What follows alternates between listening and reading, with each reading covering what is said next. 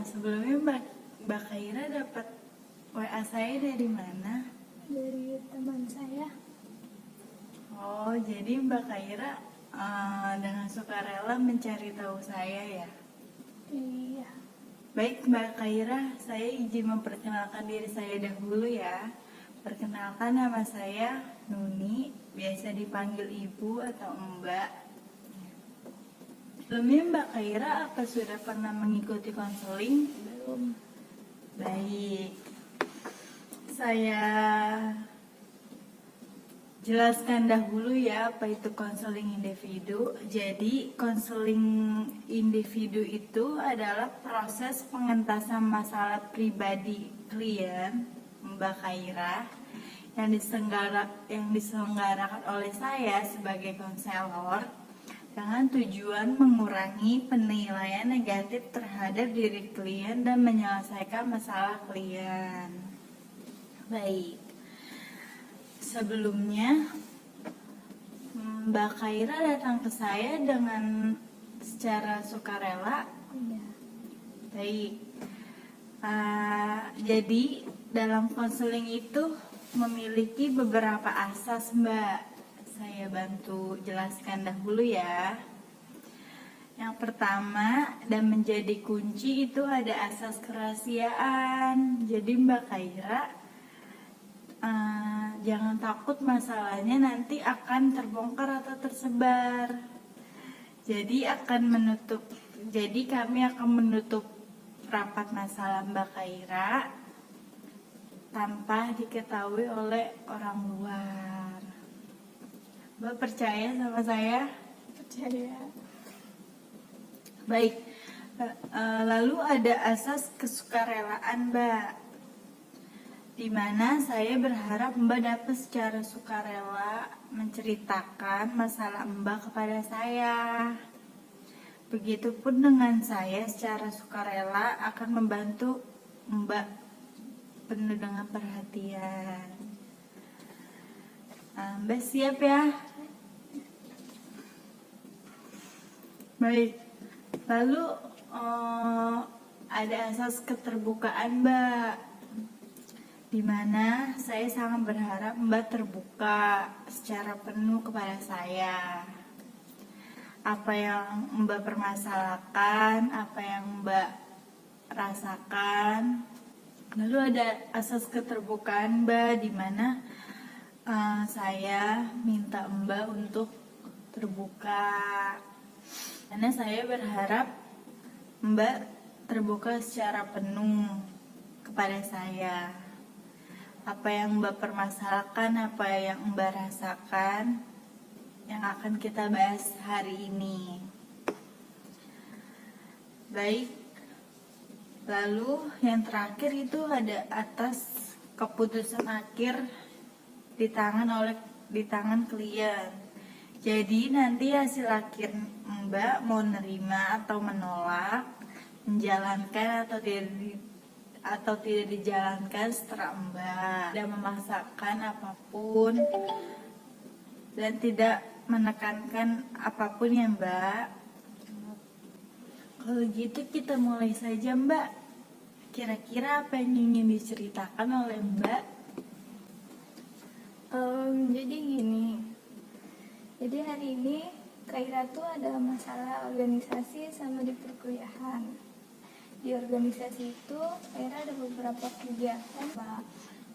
Contohnya misalnya Kaira Kaira sertifikat kapan jadi. Terus ini udah belum, atau udah follow up materi belum, kayak begitu tuh jadinya ada pusing aja sih, tertekan, sedangkan Kaira banyak tugas kuliah. Baik, sebelumnya Mbak Kaira itu semester berapa ya? Semester 5.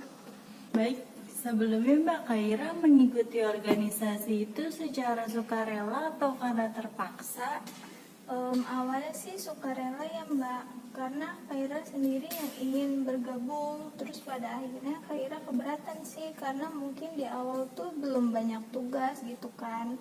Makin kesini makin banyak tugas kuliah yang namanya tugas organisasi, jadi ya keberatan lah. Mbak Kaira mengikuti organisasi secara sukarela tanpa paksaan ya Mbak? Awalnya begitu, tapi ya lama kelamaan jadi tertekan karena banyak tugas kuliah. Sebelumnya saya boleh tahu jumlah organisasi yang Mbak ikuti itu berapa ya? Cuman ada satu sih. Bisa dibantu jelaskan Mbak gimana? Jadi di organisasi itu ada beberapa tugas yang mensertakan saya sebagai penanggung jawabnya. Terus awalnya sih saya senang gitu karena dipilih gitu. Cuman mungkin di awal belum banyak tugas, dan makin kesini kok kayaknya kayak ngeribetin gitu ya. Sebenarnya nggak setiap waktu sih kegiatannya, cuman saya diikut sertakan terus gitu. Pernah waktu itu bilang, gimana kalau misalnya kegiatannya jangan dipegang sama Kaira semua gitu. Terus yang lain jawab apa, yang lain temannya cuman bilang nggak apa-apa lah, ya saya aja gitu, soalnya nggak ada yang lain. Jadi ya mau nggak mau saya harus menerima dong. Jadi tertekan gitu karena Kaira nggak ada dari hati gitu dari awal. Baik, gitu kan tadi di organisasi Mbak. Kalau untuk perkuliahan Mbak sendiri itu seperti apa? Boleh diceritakan? Kalau di kuliah tuh banyak tugas ya Mbak, dari setiap MK tuh ada tugasnya gitu. Jadi terus Kaira juga sering menunda-nunda tugas, ngerjain tugasnya. Kalau mau deadline, kayak misal deadline-nya besok uh, baru saya kerjain, atau deadline-nya hari ini malam, paginya baru Kaira kerjain gitu. Jadi Kaira apa ya, kebanyakan mikir sih daripada ngerjainnya. Baik, di sini kan Mbak Kaira sudah menceritakan tentang organisasi dan perkuliahan Mbak Kaira. Nah, kalau boleh tahu selama ini pembagian waktunya seperti apa nih Mbak? Kenapa sekarang baru cerita? Apa karena ada hal lainnya Mbak? Karena sebelumnya sih aku karena itu ya, sekarang tuh ngerasa kok kayaknya ini bebannya berat banget, tertekan banget. Ditambah di semester 5 ini tugasnya lumayan ya, udah lumayan berat juga. Terus organisasi aku diikut sertakan terus gitu. Dulu sih sempat bilang yang tadi aku ceritain ya jangan aku gitu, gimana kalau yang lain. Ternyata nggak bisa harus aku, dan itu bikin tambah kepikiran gitu. Mbak Kaira, mohon ditunggu sebentar ya. Saya ingin mengambil kertas untuk Mbak Kaira nulis apa saja sih yang jadi kendala Mbak Kaira. Baik Mbak Kaira, saya minta tolong dibantu untuk menuliskan kendala Mbak Kaira ya.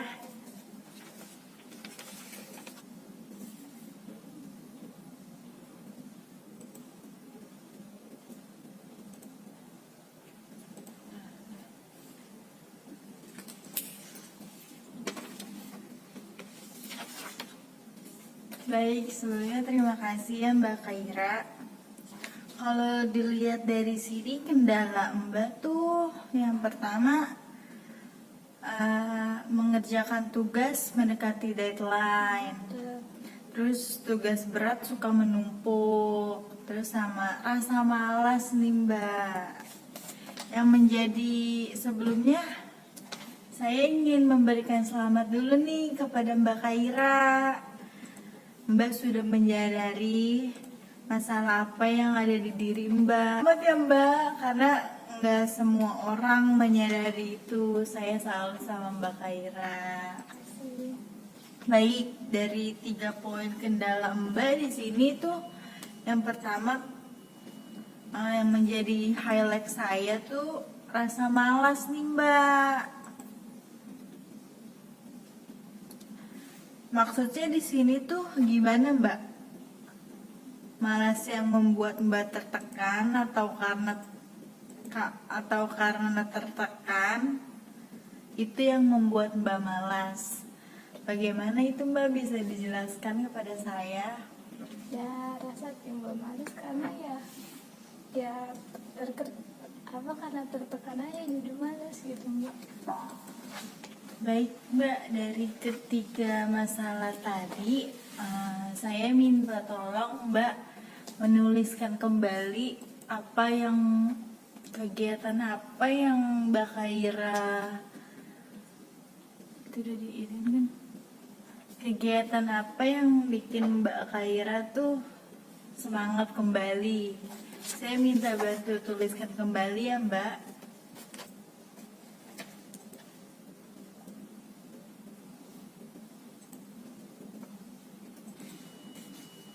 Baik, terima kasih ya Mbak.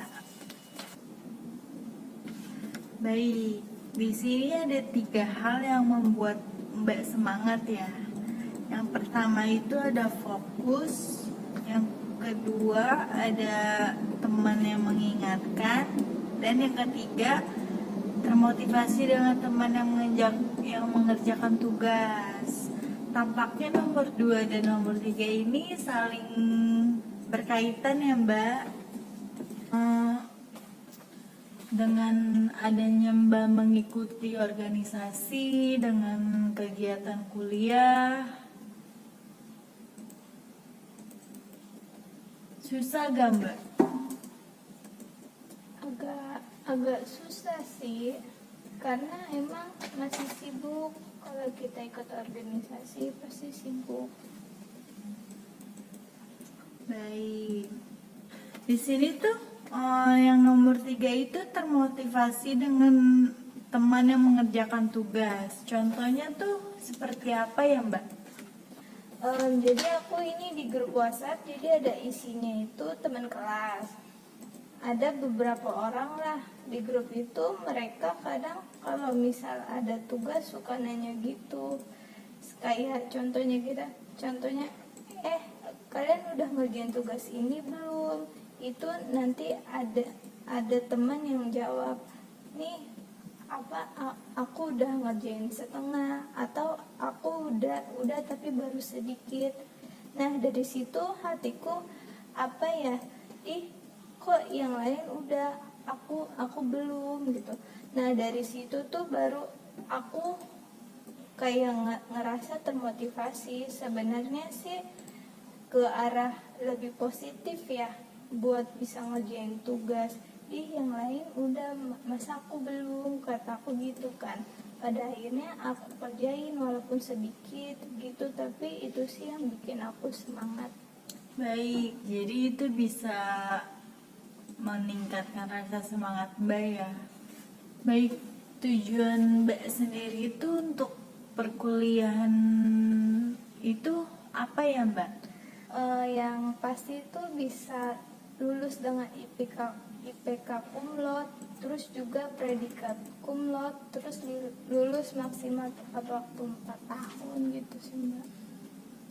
Baik, Mbak tujuan utamanya untuk perkuliahan itu untuk mendapatkan IPK tertinggi dan lulus cum laude. Lulusnya itu tepat waktu. Baik. Jadi tuh yang Mbak katakan tadi, sebenarnya Mbak ini harus fokus tuh sama kegiatan yang Mbak tuju. Contohnya kayak tadi. Contohnya yang kayak tadi. Sebelumnya tuh Mbak ada kayak notes gitu gak? Kayak tugas ini tuh dikumpulnya tanggal berapa, kayak gitu. Pernah sih dulu aku tulisnya di buku, tapi waktu mau nyari lagi jadwalnya itu bingung, lupa itu nulis di mana ya, di buku apa, jadi kurang efektif gitu sih. Baik, agar efektif tuh Mbak nulis di mana gitu? Misalnya ditempel di lemari kah, atau di tempat belajar Mbak kah? Karena aku sering menghabiskan waktu di kamar, jadi kayaknya lebih efektif kalau jadwal itu tuh bisa dilihat setiap waktu gitu. Berarti ditempel kayaknya lebih bagus di lemari, kalau nggak di dinding kamar, kalau nggak di dinding lemari gitu loh Mbak. Baik, jadi dari sini saya ambil kesimpulan Mbak tuh bisa menuliskan kembali nih, kayak tugas deadline-nya kapan, terus nanti Mbak tempel di lemari atau di meja belajar Mbak. Kira-kira Mbak Khaira kapan ingin membuatnya? Kayaknya karena libur di hari Minggu ya, sepertinya hari Minggu bakal aku buat. Baik. Nanti setelah Mbak Khaira buat, Mbak Khaira bisa kirimin ya ke WA saya, agar kita sama-sama nanti evaluasi untuk hal tersebut tuh bisa menjadi efektifkah buat Mbak Khaira. Hari ini apa nih Mbak yang didapat dari sesi konseling kita? Yang pasti dapat solusi ya Mbak, karena sebelumnya aku tertekan gitu, jadi sekarang lebih lega, bisa nemuin solusinya nih nanti kayak gimana biar bisa ngajain tugas, nggak deadline lagi, terus nggak pusing lagi karena organisasi gitu. Baik. Perasaan Mbak Khaira setelah konseling tuh seperti apa? Yang tadi agak lebih lega karena udah nemuin solusinya, caranya gimana, ngatur waktu kuliah, ngatur waktu organisasi gitu. Udah sampai itu. Baik, Mbak Khaira. Jadi nanti Mbak Khaira bisa membuat berupa jadwal mengenai tugas-tugas yang diberikan oleh dosen dan ditempel di lemari atau di meja belajar Mbak Khaira. Begitu ya Mbak? Siap. Nah, untuk jadwal ini juga bisa dibuat Mbak untuk juga jadwal organisasi, nggak cuma untuk kuliah saja. Sebelumnya saya mengucapkan terima kasih nih sama Mbak Khaira, karena Mbak sudah menjadi pribadi yang mandiri dari sesi konseling ini. Mbak sudah berani terbuka tentang permasalahan Mbak, dan kan setiap orang itu butuh diskusi ya Mbak. Dan Mbak ini sangat luar biasa hebat karena Mbak dapat menyadari apa hambatan yang sedang Mbak hadapi. Mbak juga dapat mencari solusinya untuk permasalahan Mbak. Begitu sesi konseling ini hari ini saya tutup ya Mbak. Terima kasih. Juga.